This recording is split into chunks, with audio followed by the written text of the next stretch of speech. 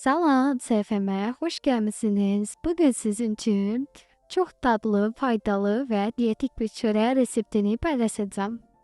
Bizə lazım olan ərzaqlar 2 ədəd yumurta, 1 yemək qaşığı kəsmik, 1 yemək qaşığı rəndelənmiş pendir, çay qaşığının ucunda qabartma tozu, yarım çay qaşığı ağ küncüt, yarım çay qaşığı qara küncüt, bu zövqə görədir, qatmaya da bilərsiniz.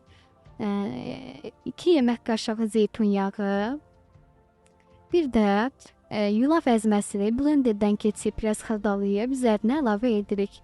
Onu duz zövqə görə əlavə edirik. O yulaf əzməsini o qədər qatırıq ki, xəmirin qatılığı videoda gördüyünüz kimi olsun.